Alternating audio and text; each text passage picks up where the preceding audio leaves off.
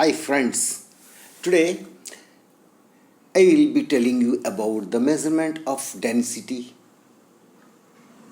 So first of all, definition of density. As the definition says, the mass per unit volume of a substance is called density. Suppose that you have an aluminium cube of volume 20 centimeter cube. If it is weighed on physical balance, then its mass is 54 gram. So now we have volume 20 centimeter cube, mass 54 gram. So 20 centimeter cube of aluminium has mass 54 gram. Therefore, 1 centimeter cube of aluminium has 54 gram by 20 centimeter cube, that is 2.7 gram per centimeter cube. And we know that the mass per unit volume is density, so density of aluminium is 2.7 gram per centimeter cube. So out of this we come to know that if capital D is the density and capital M is the mass and capital V is the volume, then density will be M by V. Density will be M by V. D means density, mass upon volume. Now, unit of density. In CGS system, mass is measured in grams and volume is measured in cubic centimeter. So, the unit of density in CGS system is gram per centimeter cube. But in SI system, mass is measured in kilograms and volume is measured in cubic meters, and therefore unit of density in SI system is kilogram per meter cube. Now, determination of density of solid by using measuring cylinder. In the previous video, I told you how to determine the volume of irregular solid. Here we are determining the density of solid by using the measuring cylinder. So if we have to determine the density, we should know two things. Number one, mass of the solid and volume of the solid. When we have to determine the density, what two things we have to know? First, mass of the solid and volume of the solid. So mass of the solid can be determined with the help of physical balance. Let it be m grams. And volume we can determine as we learned in the previous video. That is, see this picture. It's a graduated cylinder or measuring cylinder. We fill water into it. Say for example, as you see in the picture, the water is 60 centimeter cube. Alright, so the volume of water is 60 centimeter cube. Now what we do, the solid whose density is to be measured, we have to find out the volume of this solid. So what we do, we tie the solid with the help of a fine cotton thread and we gently lower into the same measuring cylinder. So what happens? When the solid immerses inside the liquid, the level of liquid will rise up, level of water will go up. Earlier, what was it? It was 60 centimeter cube. After immersing the solid, the level goes to 100 centimeter cube. So what will be the volume of the solid? 100 minus 60, that is 40 centimeter cube. So volume is 40 centimeter cube. Mass we determined with the help of physical balance. What was it? M grams. So what will be the density? Density is equal to mass upon volume. Yes or no? Density is equal to mass upon volume. So mass is m gram and volume 40 centimeter cube. So mass upon volume, that is m by 40 gram per centimeter cube, is the density of irregular solid. Is that clear? Now, if we have to determine the density of liquid, then what we do?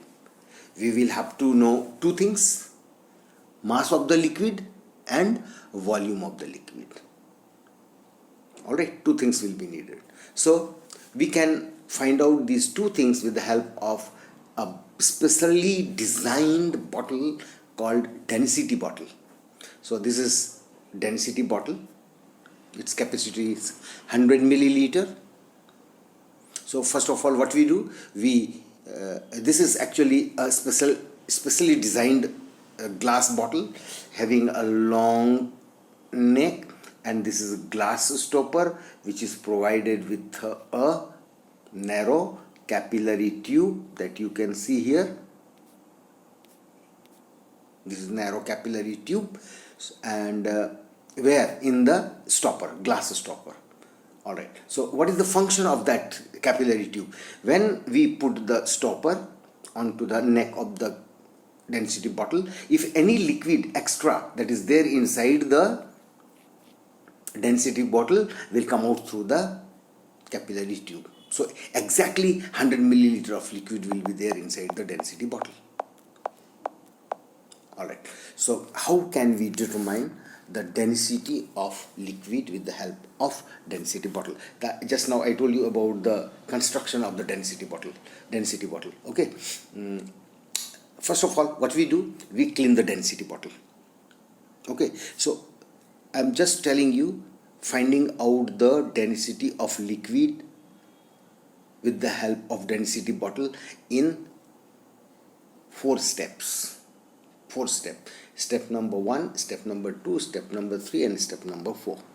So in the first step, I told you, we clean the density bottle with the distilled water, because the ordinary water may contain dust particles or any other impurities. So we use distilled water to clean the density bottle, and then with the help of a dryer or blower, we can dry the water, and we put the glass stopper, and we, with the help of physical balance, we determine the mass of the density bottle. Then what we do, we open the the stopper of the density bottle, and we fill it with water. We put the glass stopper again. So any extra water which is there inside the density bottle with the help of capillary tube will come out. So we wipe out any spilled water on the surface of the bottle, and then with the help of blower we dry the water, and then with the help of physical balance, we determine the mass of this density bottle. That is step number 2. In step number 3, we empty the density bottle. We fill water, so what we do, we drain out the water from the density bottle. We dry the bottle and the stopper, and the liquid whose density is to be determined is filled into it. Say for example, we have to find out the density of milk, so we fill milk into it, and then we put the glass stopper. As we put the glass stopper, any extra milk will spill out through the capillary tube. We wipe that milk from the surface of the density bottle with the help of dryer or blower. We dry the bottle, and then again we determine the mass of the density bottle. This is the 3rd step. And in the 4th and final step, we calculate and find out the density of milk. We calculate and find out the density of milk. So in the first step, what we determined, mass of empty bottle, let it be m gram. In the second step, bottle plus water. Okay, let it be m1 gram. In the third step, bottle and milk, let it be m2 gram. So how we calculate mass of only water will be m1 minus m gram. Now 1 gram of water is equal to 1 centimeter cube. So volume of water is equal to m1 minus m centimeter cube. So what will be the volume of bottle? m1 minus m centimeter cube. And the volume of milk will be equal to the volume of water, that is m1 minus m centimeter cube. Also, mass of only milk will be m2 minus m gram. So now we know what is the mass of the milk, what is the volume of the milk. So density of milk will be mass upon volume. Mass is m2 minus m, volume is m1 minus m, and the density will be in gram per centimeter cube. So in this way we determine the density of milk with the help of density bottle. And the last topic is variation of density of liquids and gases with temperature. It's a very important topic, my dear children. Listen, density of solids hardly change if we rise the temperature. You know, my dear children, a matter has three states: solid state, liquid state, and gaseous state. If we heat these three states, all these three states will expand on heating and will contract on cooling.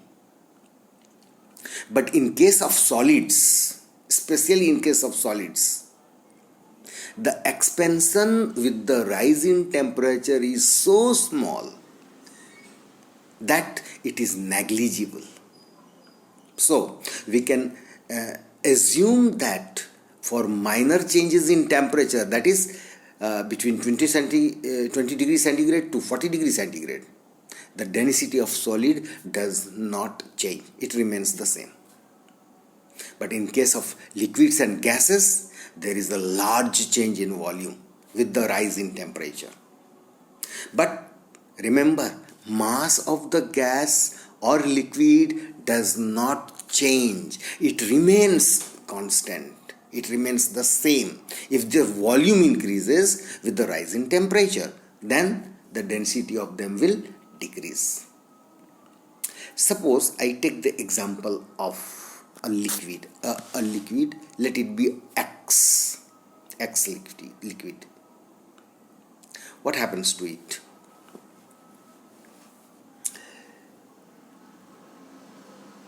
When we heat this liquid X, its volume is 50 centimeter cube and mass is 70 gram at 0 degree centigrade. Mass, so I told you, it will remain same whether you heat it or do not heat. Mass remains same. If temperature rises, volume will rise. Okay, so I have taken a liquid X. It has a volume 50 centimeter cube and mass 70 gram at 0 degree centigrade, such that its volume at 100 degree centigrade is 55 centimeter cube. If the temperature increases, volume will increase. Now, if we determine density of this liquid X at 0 degree centigrade, what will be the density? We can determine with the help of mass upon volume. Mass is 70 gram and volume is 50 centimeter cube. So density will be 1.4 gram per centimeter cube. Density at 0 degree centigrade will be 1.4 gram per centimeter cube. Now, if the same liquid X, if we give heat to it, heat at 100 degree centigrade, this liquid has attained the temperature 100 degree centigrade. Density at 100 degree centigrade will be mass upon volume. Mass remains the same, 70 gram. Now volume will increase from 50 to 55 degree. So 70 gram by 55 centimeter cube will be 1.27 gram per centimeter cube. That will be the density of liquid X at 100 degrees centigrade. Alright, so what we are learning, density of solids hardly changes with rise in temperature by 20 degrees centigrade. A density of liquid and gases change with the change in temperature. With the rise in temperature, density decreases, and with the fall in temperature, density increases. And Earth has the highest density amongst all planets in solar system. Always remember, Earth has highest density among all the planets of the solar system. Its average value is how much? 50 lakh 1500 kilogram per meter cube. So this much, my dear children. We'll meet again in the next video. Till then, take care. Bye bye.